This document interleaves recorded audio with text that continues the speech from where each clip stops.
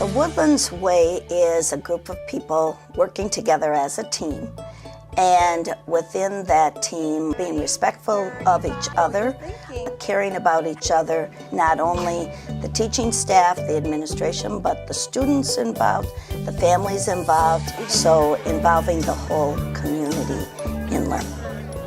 The Rights and Responsibilities contract has the overreaching descriptions of our guiding principles of our school and our core values of our character education program. So for instance, I have a right to be respected by my coworkers, by my families, and by my students, but I have a responsibility to treat others with respect. Every week on Monday, the whole school gathers together in the cafeteria and we talk about what the theme is for the month, like fairness, trustworthiness, caring, and normally we watch a video about it and we talk about it. So each month we're talking about these core values, trustworthiness, responsibility, respect, caring.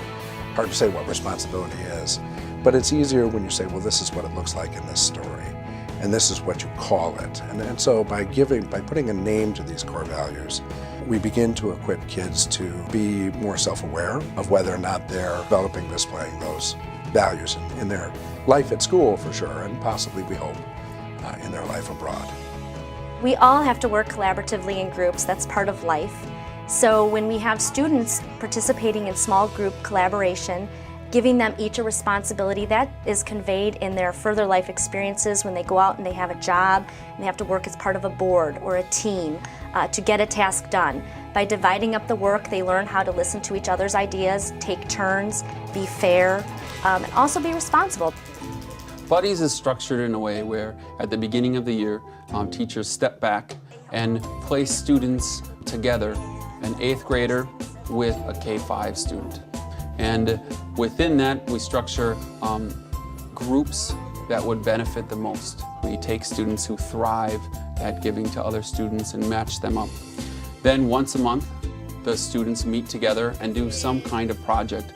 Discovery-based learning is learning through the back door. And what that means, it's actually the antithesis of direct learning. So you expose students to a concept without letting them know what it is, and then you give them the opportunity to explore it by being a facilitator. Let them draw their own conclusions, let them struggle with what they're learning, and eventually they come to their own conclusions. The character part is a very important part in terms of learning because they need to care about what they're doing in the first place. And if they don't value what they're doing, they're not going to do as well academically either. And so we take those opportunities to look for growth in that character and helping them to make better choices and say, oh, okay, I get it. The Rights and Responsibilities document for our staff came as a natural evolving out of the students' rights and responsibilities. So out of our natural desire for students to be responsible and taking responsibility, we created our own way of doing that so that everyone would be on the same page, so to speak. The nice thing about the multi-age classroom is that you'll often see students who emerge as leaders, and it's really nice to see how they learn to be patient with each other. So I see the students oftentimes, they take on the responsibility of teaching each other and guiding each other, and you'll often see kids who are struggling being pulled up by the stronger leaders. In order to graduate, students are required to do 20 hours of service learning. Within that requirement, we give just the broad framework that it has to be something for the community at large, not necessarily for the school. This way they're seeking and realizing that they are part of a larger community that we're sending them into, and that the habits of service learning that we've created in them continues onward as they go forth. We have very, very few incidences of fighting or physical violence at the school. Compared to other schools, it's a very, very safe place to be.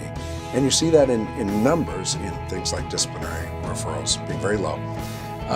But I think you also see it in the fact that we have waiting lists at every grade level every year, that parents want their kids to be in a safe school, and we don't advertise, we don't need to.